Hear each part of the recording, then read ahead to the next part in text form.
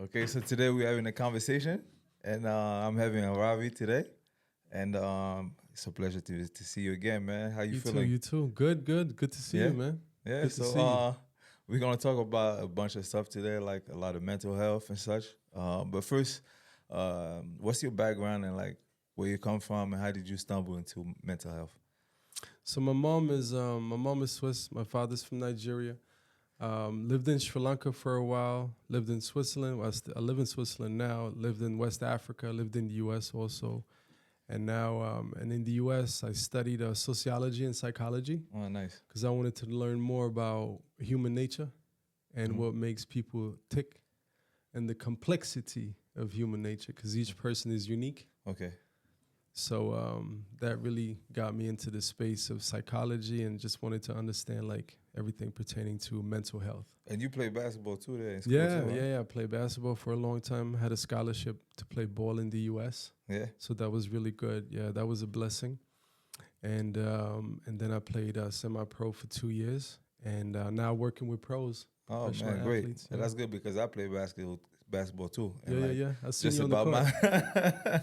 my and just my background is just that like same thing. Yeah, I was born in Europe and then I just like you ended up in the States to play yeah. basketball. I played for a while there and then I played Division 2 in New Jersey. I went to high school there. Then I went to Europe to start my professional career. Yeah. So that's my background. So we're not just gonna talk about you. We're gonna talk about me too a You little still bit. doing it. You still doing it. Still I'm going still strong. doing it at 36 years old. Yes, Still yes, going yes. strong. Blessing. Yeah. So like as you go into school, you start playing basketball. So like what made you want to help people as far as their mental health and like what is your story as far as that? I think it's just wanting to serve really, because we in life we experience trauma, Mm-hmm. and trauma is connected to the cells, the mitochondria, and through the specific breath work that we engage in, the process of breathing to help um, lower the stress levels, cortisol levels, because the body's comprised of 50 trillion cells, Mm-hmm. and each cell has a voltage of 1.4. So how do we boost that and tap it into the mitochondria? That's what we look at and target. Okay, okay. So, Hmm. so like when did you discover that? When you did you experience it yourself or you just always wanted to help people? Like how did you because like explain to people first like what do you do exactly? So what we do is we do workshops and seminars pertaining to breath work. Mm-hmm. And when I first got involved so I used to work for a company, Mm-hmm. corporate, and That's after basketball. yeah, yeah, after basketball, I was in middle management working there, and I um I just got there was a lot of I had a lot of responsibilities, and I Mm-hmm. was overworked, overwhelmed, and as a result of that, I experienced a burnout and a depression, Mm-hmm. lost 10 kilos. I didn't have a social life anymore. I Mm-hmm. didn't really go out, nothing, and just lost all like motivation for like sports, or I would just come home from work and sit Yeah. on the couch and watch TV. It's just like terrible. Bad. And that was, yeah, that was not good at all. And then for about 2 years of doing that, the burnout really set in and kicked in, and I asked my supervisor to fire me. Yeah. I asked to be fired, and during that time when I was working, I couldn't sleep at night, so I would take sleeping pills, Mm-hmm. and then when you wake up in the morning, I was dealing with a headache, so I had to take pain pills in order to reduce the headache. So this was going on for those 2 years that I I was see. I that I see. was in that space. That was the dark side. Super. And then when I got fired, I felt a lot lighter, but Mm-hmm. I didn't really feel good internally because of the stress that I had accumulated. And I didn't know anything about cortisol. So a friend of mine told me about a gentleman who taught me how to breathe. His name is Wim Hof. Mm-hmm. They call him the Iceman. So I watched his documentary and I thought it was amazing. And watching this documentary, I said, okay, you know what? I'm gonna go to his seminar and prove to him that his technique doesn't work. Yeah. So I booked the day event. It was in Berlin, and then we started engaging. We was like 200 people, and we were all breathing in there, like, Yeah. and I had never experienced that. I started to sweat. I started to feel like these tingly sensations in like my extremities, hands and feet, and I just started really I felt good. And I didn't know why, Yeah. but I felt really good. Today I know it's because of dopamine, but then I had no idea. I felt really good. And it convinced me so much that his methodology and his technique works that I signed up for his week-long event in Poland. Okay. And it was minus 20 degrees, and that was a game changer for That was me. a game changer, and that's how you started. You see the work on yourself, and then you started helping people. Yeah. And then I also started, I went to India to travel there to learn more about breathing and just to delve deeper into breath work and understanding more the autonomic nervous system, the system that controls our heartbeat, our breathing. Yeah. Our even us blinking our eyes. Yeah. The autonomic system controls all of that, and just understanding that system better, because it works for us day and night. Like we don't ask for it to work for us; it works for us day and night. We take it for granted. Yeah, we do take it for granted because it works for us day and night. I mean, I think like the easiest way to say it is when you have an issue and you finally find a solution for yourself, and then you want to share it with everybody. So like, it's at first hand you've seen how it works. So like, just to like set you back a little bit and like go backwards, like just for myself, like what I do is kind of similar because I also help people, but on both sides, on the health and fitness side and with the mental health stuff. So like me, I was like really, really big. Like I started playing basketball, and like in my 30s, I started seeing my body changing. And after a while, I started gaining on weight. I didn't understand because I was still training. But then I had to learn about nutrition. And shout out to my boy Jason. I joined his program. Super important. Yeah, I learned what to do. And with time, I started slimming down little by little, little by little, little by little. And when I seen it work for me, that's when I decided to help others. That's so noble. like, yeah. So like that's the one side of my my business, and on the other side, it's just because of my experience in basketball and like the tools that you get by playing the sports. I started to help also people for you, like you, as far as mental health, but like more so like leaders and directors, and teach them how to be a leader in the company, just like I was the leader on the court, and how to be a better teammate and stuff like that. So we kind of in the same industry. We're in the business of helping others. So once it happened for you, once you've seen that there's a solution to being burnt out, what was the next step for you? Like, what did you do, and what evolved for you to start helping other people? Yeah, so I wanted to learn more, right? I just wanted to learn a lot about breathing. So I would watch a lot of videos on Wim Hof after meeting him. Okay. Because when I met him, I wanted to get information straight from the horse's mouth. Yeah, definitely.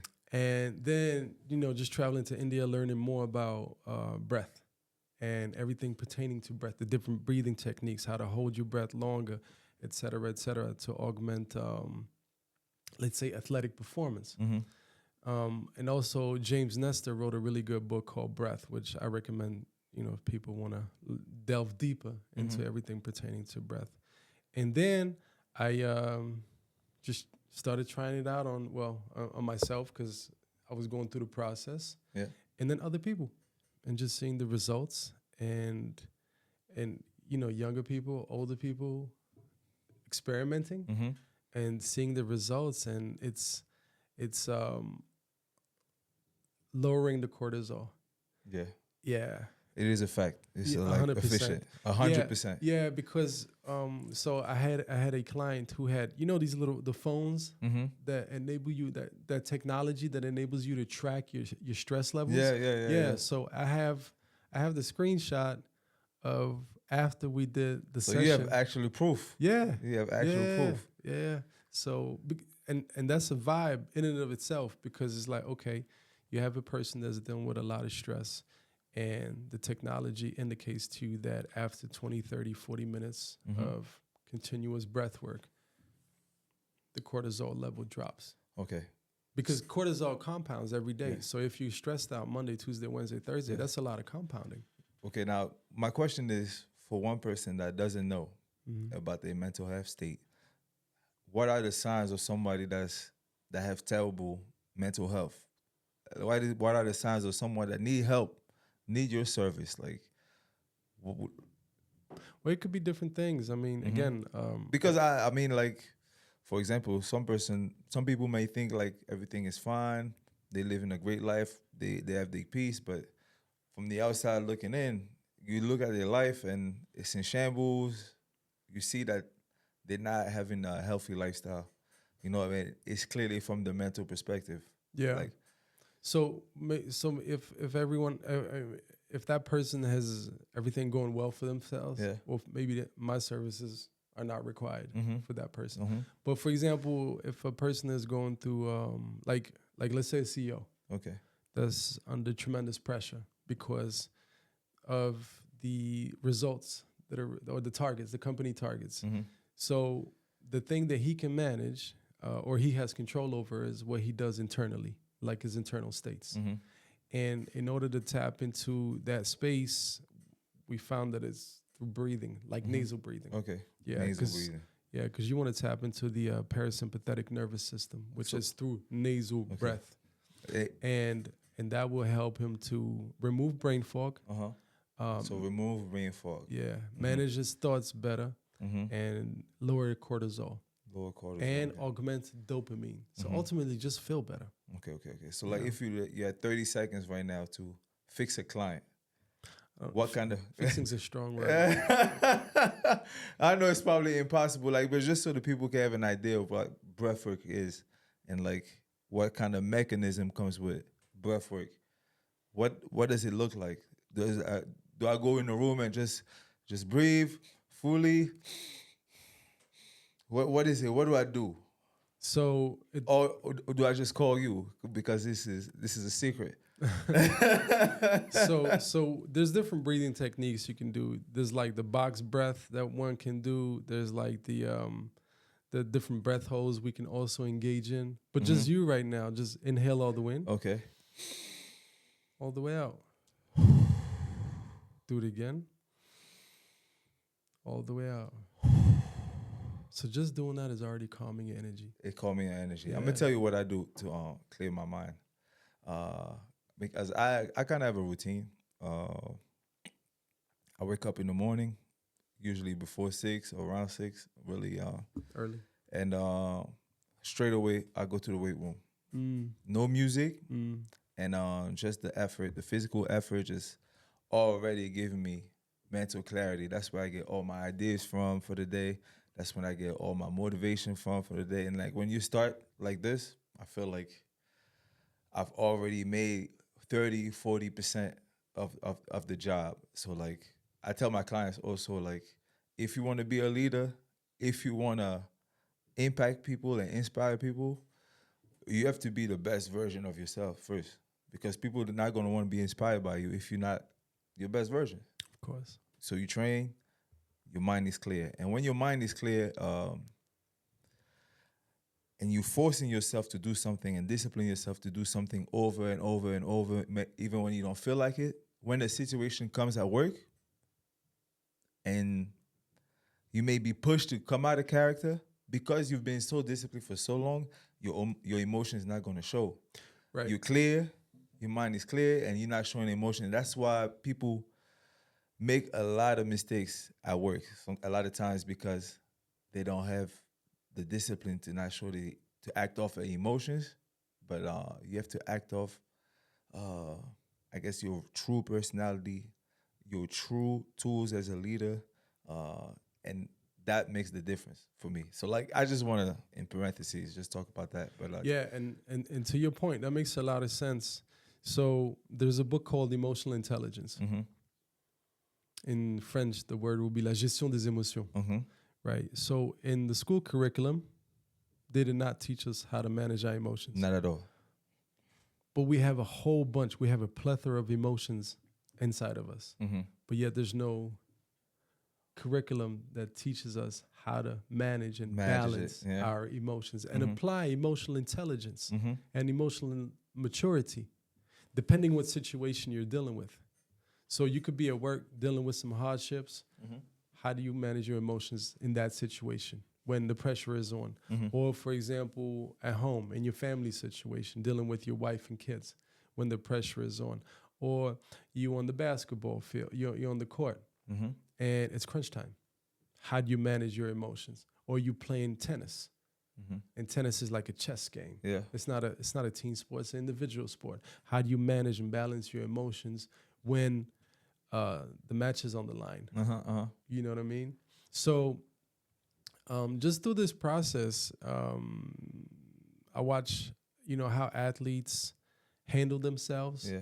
Handle pressure. Yeah, handle pressure. And that's a school of his own. Yeah. Just watching athletes react to like big time. Not react to the fans, not to react to the pressure. Yeah. So what we talk about a lot with the athletes is especially the ones who have a desire to go to the next level, because the higher level you go, the more pressure you have to deal with. The more pressure you have to perform. Right, to perform, because this is a performance-based industry. Yeah. So what we talk about is getting into the zone.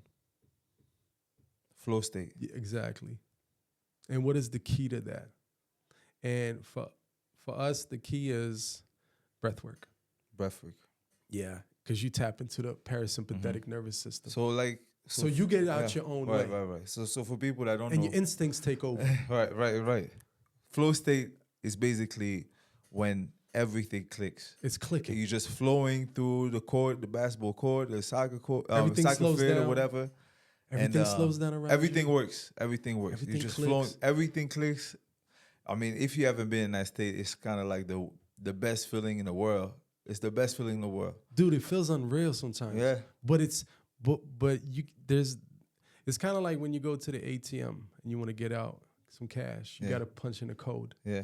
But if you don't have that code, you can't retrieve that money. You can't retrieve that money. Right. So that we have that ability inside of us to always be in flow state.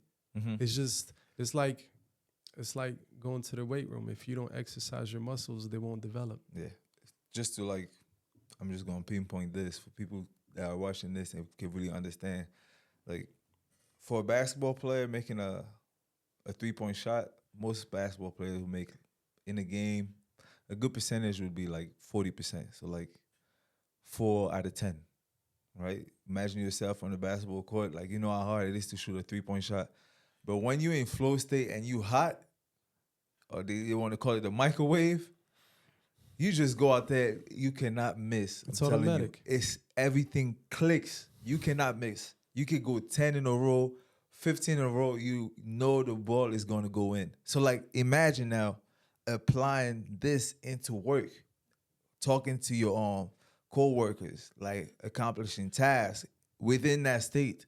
You're invincible. Your company is going to like their gross revenue is going to go through the roof. Through the roof. You know? So like, so the viewer can see and picture kind of what flow state is. Like, how can you like define it? Flow state, there's a whole book that was written about it. The author's name is Mihail. His last name, unfortunately, I can't pronounce it. Please forgive me. But he just breaks down how to tap into that vibration. Vibration, that energy, that's what it is. To that energy. consciousness.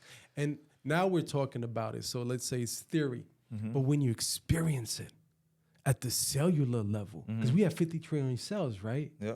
So they all turned up and resonating on one frequency in flow state.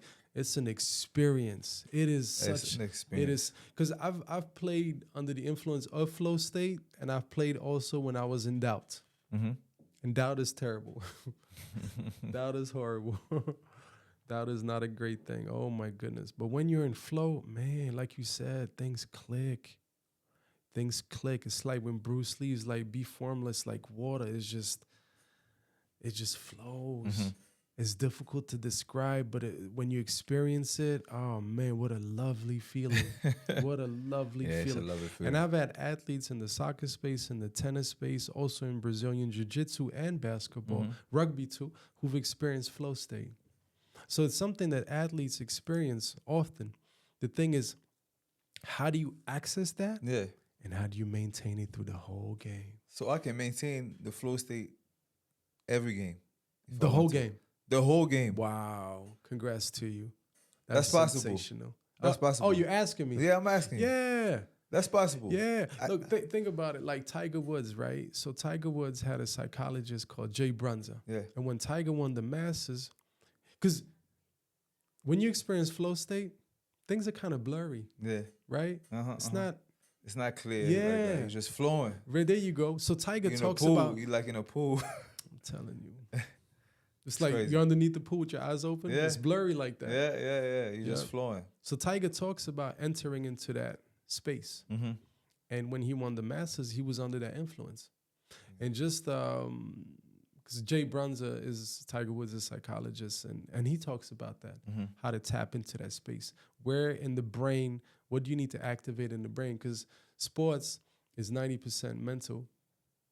So, unfortunately, the mental part isn't addressed enough. You played basketball this year. Did you guys have a mental coach that could help you navigate No, through the we ups didn't. and downs, We the ebbs didn't. and flows of the season? I only been on one team that had a mental coach, Yeah. and we did breathwork. You see, so I feel like That's the only one time. in sports, like sports is tough, man, because you got to perform.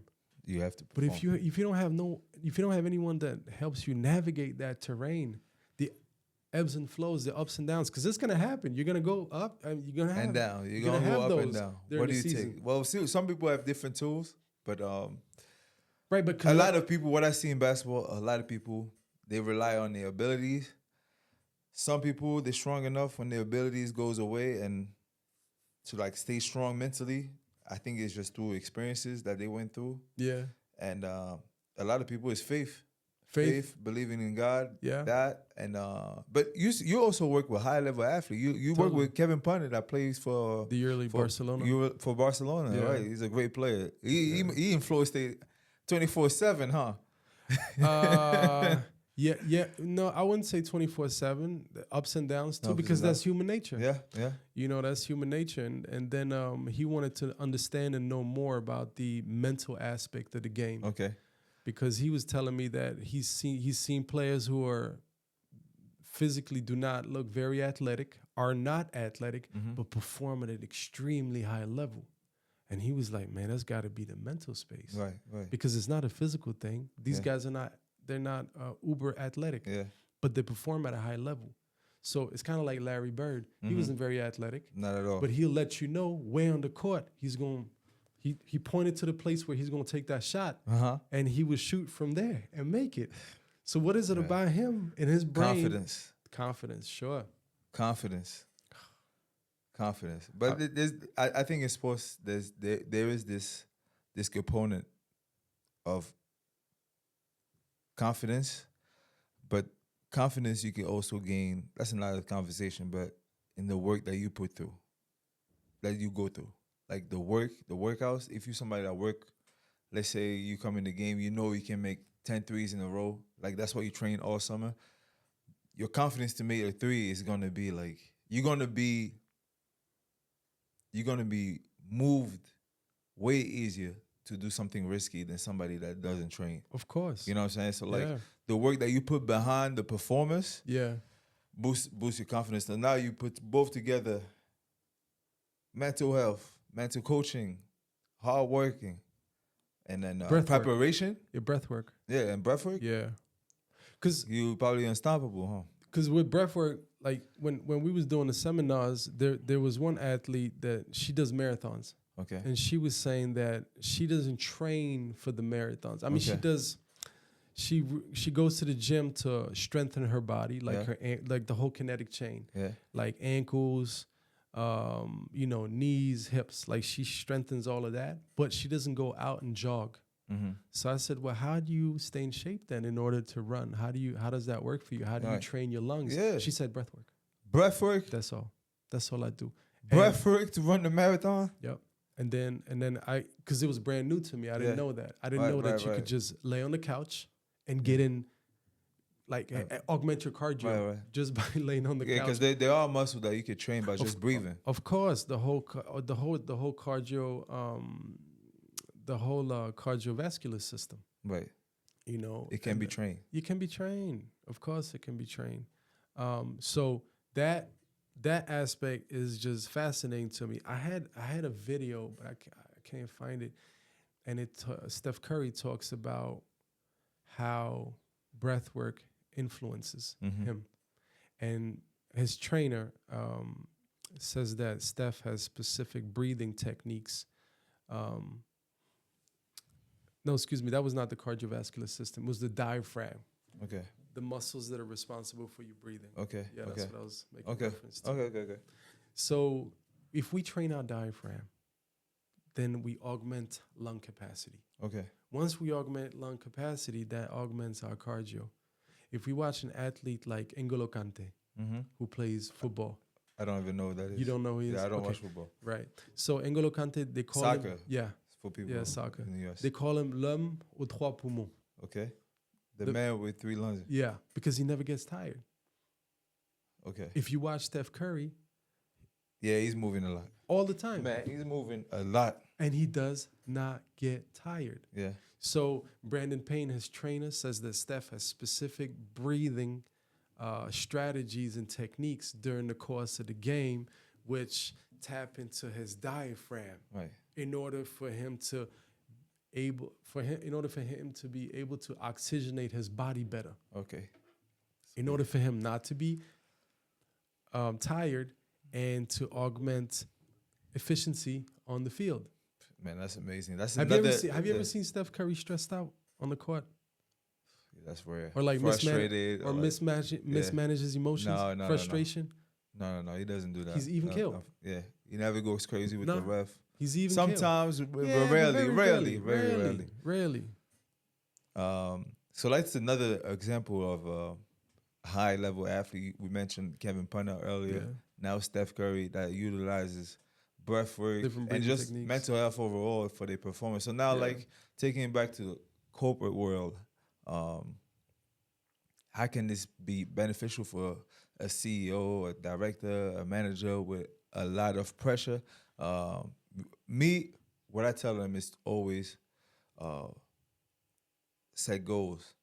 And one of the techniques that works for me as far as not even mental health, but like more so goal achieving. If I want to be a better teammate, if I want to be I want to be more calm during pressure, I just write it down. So like I'm a big believer that when you write something down on a piece of paper, whatever you write down will always keep you accountable. And it's kind of like when you write it down, it's kind of like you're making a contract with God. You're making a contract with the universe. Whenever you do not do what you've written down, suddenly you'll remember it. Oh, I did write this down. Suddenly you remember it. Like every time. If I said like, okay, today on the court, I'm not going to curse nobody out. As soon as I feel like cursing somebody out, boom. It pops back in your mind. It pops back in. So that's like the best tool. It keeps you accountable. Write down your goals. Write down who you want to be. So if you're a CEO, you want to stop yelling at, for example, miscommunicating with your coworker. Just write it down. Today, this week, this year, I will not miscommunicate with my coworkers. This year, I will not act out of emotions with my coworkers. This year, I will be a great leader. This year, my company will be the best. You can go on and on about it. So, like, that's what I tell directors to do. What would you tell a leader, a CEO, a director, a company to do to be in a state where they can perform at a high level? At the highest level. Engage in breath work. Breathwork. Yeah. Yeah, implement like they probably go to the let's assume they go to the gym. So that's taking care of their physical body. But what about their mental health? Mm-hmm. You know what I mean? And CEOs deal with stress, anxiety, A lot of fear, stress. anxiety, fear, all types of emotions. Through the power of breath work, we're able to self-regulate. Because at the end of the day, it's about self-regulating. Instead of lashing out on an employee because he or she did not perform, control your emotions, self-regulate. Because it'll make that person more effective. And the team, the team also be more effective and efficient. True. It says, united we stand, divided we fall. And also, once you do breath work within a team, because we've done that with soccer teams, basketball teams, etc. I feel like it builds camaraderie. Yes, it definitely does. It builds a closeness. And collective, the person's individual cells vibrate at a certain, because this is a cellular energy management. Okay, Right. We're going deep now. Yeah, because it's because again, we're comprised of 50 trillion cells, and each cell has a voltage of 1.4. Okay. So 50 trillion times 1.4 gives you 70 trillion cells. I mean, the voltage of 70 trillion, which is extreme power. But this is just for an individual. But then if you do it on a collective level, then who knows? So a company can come to you and ask you, look, we want to perform at a high level, and we need our workers, we need our employees to really like have a better bond and Better chemistry. team chemistry. Yeah. That's something that you can also provide and help them with. Yeah, of course. Yeah, totally. And I think it's I think it's extremely important because people who work in certain spaces, they like to take a cigarette break. Yeah. So instead of a cigarette break, cigarettes are not best for the body. A breathwork break. Yeah, a breathwork break. Absolutely. Yeah, totally. Man. Totally. Because things may happen to you at work, the stress and the pressure of work. But when you go home, you got to perform too. You got to cook. You got to clean. There's kids. Yeah. There might be a husband. There might be a wife. There's a lot of responsibility there. So it's not just about how you perform at work. It's also how you perform at home and in your everyday life. So there's a lot going on. And then, we breathe 23,000 times a day. 23,000 times a day. Roughly, on average. And in James Nestor's book, Breath, he says during our lifespan, we will take 670 million breaths. So how many do we have left? I like that. Let's finish on that note, because to me, like, you're an expert when it comes to this field. And if you're a company out there, you're not happy with the way things are going, you need improvement, you need optimization as far as like team chemistry, we have the person here for you. You have to contact Ravi, because he knows exactly what he's doing. And I've worked with him, and it definitely worked. I've seen tremendous progress on my side of it. So, contact him. Appreciate it.